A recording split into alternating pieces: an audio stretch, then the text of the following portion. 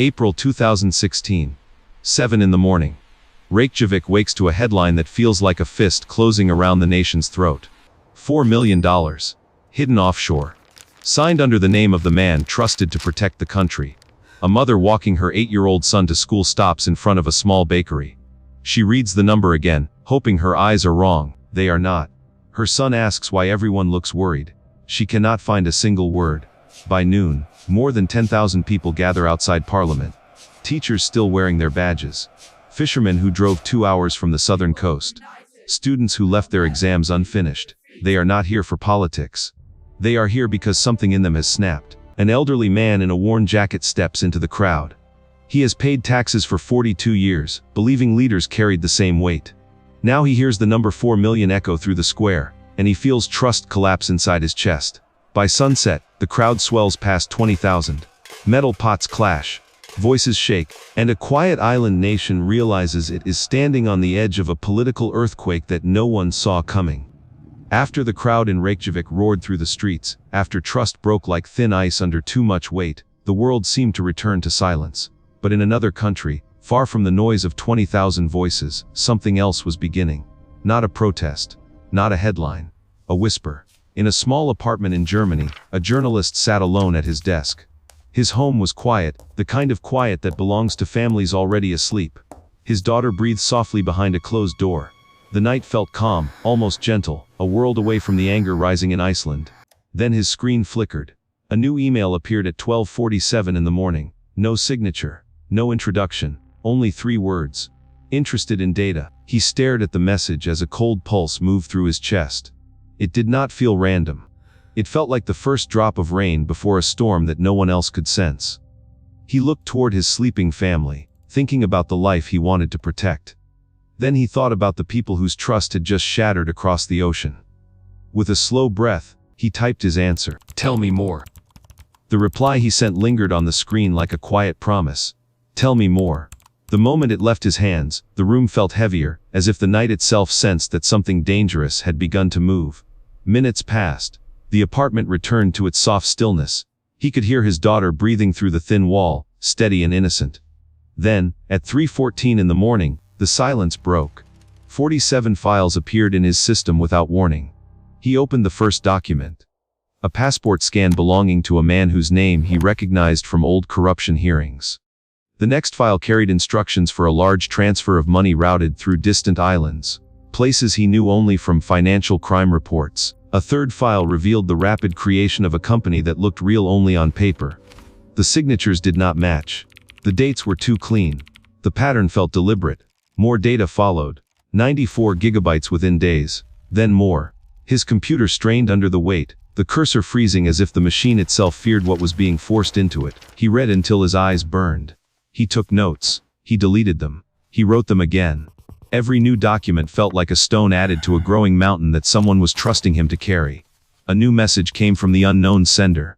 I am not seeking money. I am seeking justice. I want the world to understand what has been hidden. The words were simple, but they carried a quiet resolve that made his chest tighten. Somewhere in the dark, someone had decided to risk everything, not for profit, but for truth. Night after night, the flood continued. Thousands of files, millions of data points. He barely slept, afraid to close his eyes in case another wave arrived. Every sound in the hallway felt sharper. Every shadow looked closer. The old life he knew seemed to drift away, replaced by a sense that he was no longer dealing with a single whistleblower. He was facing a midnight messenger who had opened a hidden door into the world of the powerful. And once that door opened, there was no way back. The files continued to pour in until the journalist felt the weight of a world collapsing onto his computer screen. Night after night, he watched the data expand beyond anything one person could hope to understand. He knew then that he could no longer carry this alone. The scale was too vast, the danger too real, and the truth too heavy for a single voice. He needed an army, not of soldiers, but of minds. He reached out quietly to the International Consortium of Investigative Journalists. His message was simple, a request for a secure channel, sent with a trembling sense that once he pressed enter, his life would no longer belong only to him. Hours later, he was connected to people scattered across continents, each one speaking in controlled, steady tones, yet carrying the same undertone of fear and resolve. They formed what would soon be called the War Room. Not a room with walls, but a network of screens glowing in dark offices, kitchen tables, basements, and cramped newsrooms. Germany, France, the United States, Iceland, Argentina, and dozens more. Faces appeared one by one in the encrypted meeting, illuminated by the cold light of their computers. Some looked exhausted. Others looked determined. All understood that something enormous had landed in their hands. The data was moved to secure servers. Firewalls were doubled and then doubled again. Every click was logged. Every access was monitored. They worked as if someone was already watching them, because none of them knew how deep the shadows of the powerful extended. The fear was silent, but it was there, hanging in the pauses between sentences. The work began with a kind of frantic ritual. Thousands of documents were opened, translated, organized, and compared. Some files were in languages half the team could not speak. Others were faded photocopies of contracts written decades earlier. But slowly, a pattern took shape. Names appeared in places they should not appear. Companies existed only on paper, yet controlled millions.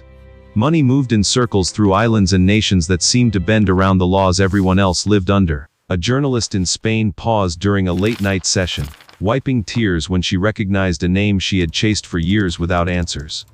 A reporter in South America fell asleep at his desk, then woke to continue reading without a word of complaint. Someone in Iceland whispered that he believed his phone had been tapped. The group went silent, then sent a single reply: "Stay careful. We continue." They shared exhaustion, fear, and a strange sense of duty that none of them could put into words.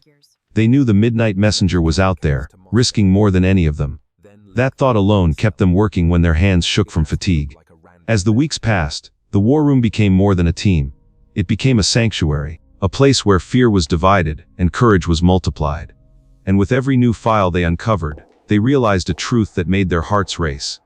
They were no longer studying corruption from a distance. They were standing inside its hidden corridors, pulling back a curtain that was never meant to be touched. And once the curtain moved, there was no turning back. The war room had survived weeks of pressure that no one outside its encrypted walls could feel. The journalists traced signatures, unraveled shell companies, and followed money that moved like smoke between islands and capitals. With every pattern confirmed, one truth grew sharper. This was too big to keep in the dark. When the group finally chose the release date, the air inside the call changed. Faces that had grown familiar through flickering screens turned quiet and focused. They double-checked every document, every figure, every line of text. Not because they feared critics, but because they knew a single mistake could be used to destroy the story. The truth had to be clean.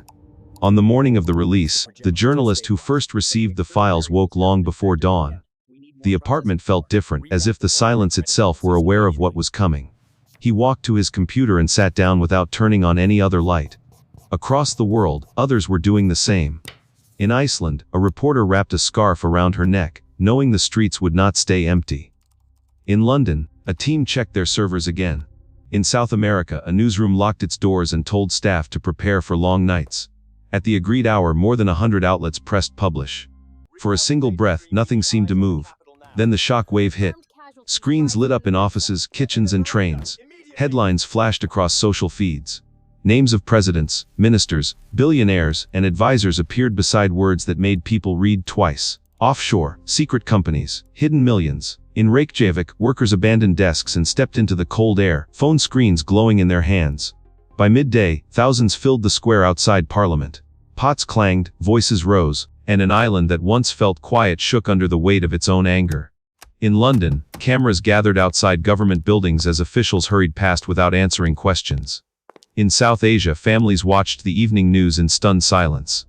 In South America, bank executives canceled meetings and disappeared behind closed doors. The reaction did not spread slowly. It erupted, leaping from time zone to time zone like a fire crossing rooftops. Inside the war room, the journalists watched it all unfold on their screens. Protests, statements, denials that sounded thin even as they were spoken. They saw fear in the posture of powerful people who had always seemed untouchable. They saw betrayal on the faces of ordinary citizens who now understood how far the game had been rigged. For a long moment, no one in the war room spoke. They simply watched as the story left their hands and entered the world. The investigation was no longer theirs alone. It belonged to everyone who read it and marched because of it. The day the story went live, the world did not just read about corruption. It felt it, and that feeling would not fade quickly. When the world exploded with anger, the journalists in the war room believed the shock would fade. They thought people would protest, demand answers, and eventually return to their routines. But when the shouting calmed, something heavier remained. The truth had landed, and the wounds it opened did not close quickly. They lingered like bruises beneath the surface. In Iceland, the protests thinned, yet the tension stayed in the air like smoke after a fire. Neighbors spoke less freely. Families who once trusted their leaders now hesitated before believing any promise. A fisherman who had marched in the cold said he felt as if a light had been switched on in a room he never knew was dark. His voice held no anger, only a tired sadness, the kind that comes when loyalty is broken without warning. In London, the reaction was quieter, but no less painful. People walked past government buildings with lowered eyes, unsure of what remained true. A retired teacher told a reporter that she felt embarrassed for believing every speech she had heard over the years. She said it was not the scandal that hurt the most, but the realization that trust had turned into something fragile and easy to shatter. Across South Asia, the revelations reached busy homes and crowded markets. Many had never heard the term offshore before, yet they understood the meaning of unfairness. A shop owner explained that he had worked for decades to support his family, and now he learned that others had moved fortunes into places he would never see. He spoke quietly, as if afraid the truth itself could hear him and take more away. In South America, the story created a mix of relief and dread. People were grateful to finally understand how power moved behind closed doors, yet they feared what might happen next. A young man said he felt as if someone had lifted a heavy curtain, revealing a stage where only a few were allowed to stand. He wondered how long that play had been running, and how many lives had been shaped by it. Inside the war room, the emotional cost grew heavier. One journalist received messages that made her leave her apartment for several nights. Another noticed unfamiliar faces near his office. A reporter from Eastern Europe confessed during a late call that his family was frightened. Silence followed, long and heavy, filled with the weight of choices that could not be undone. Yet the deepest wounds came from doubt. Some wondered if the truth would change anything at all. Others feared people would forget once the headlines faded, allowing the old systems to rebuild themselves. But even through doubt, they remembered the first message from the midnight messenger, the quiet voice that had risked everything to share what should never have been hidden. And slowly, the journalists realized something important. The wounds that refused to heal were proof that the truth had struck where it mattered most. The world had seen behind the curtain, and even if fear or anger remained, one thing had changed forever. People would never look at power with the same innocence again. The wounds left by the revelations did not fade, but through that pain a quiet truth began to form. The world had crossed a line, and there was no returning to the way things had been. In the war room, the journalists sat before their screens long after the headlines lost their heat, feeling the echo of what they had brought into the open. They had revealed a hidden system, yet they sensed that the story was only the beginning. The midnight messenger never wrote again, no farewell, only silence. But his voice remained in every mind, a reminder that one person in the dark had pushed the powerful into the light. His whisper had cracked open decades of secrecy. His courage had shifted the ground beneath nations. The journalist who first received the files sometimes wondered about him late at night. He imagined a lone figure walking through a quiet street, aware of the danger he carried, yet willing to speak because no one else would. He imagined that man hearing the world erupt and knowing he had changed something far larger than himself. Across countries, people still felt the tremor of the truth. They wondered how many secrets were still hidden on distant servers, how many names had never been revealed, and whether someone else might one day choose to step forward. If one whisper could shake the world, then another could reshape it. Somewhere, another voice might already be waiting for the moment when the truth needs to rise again.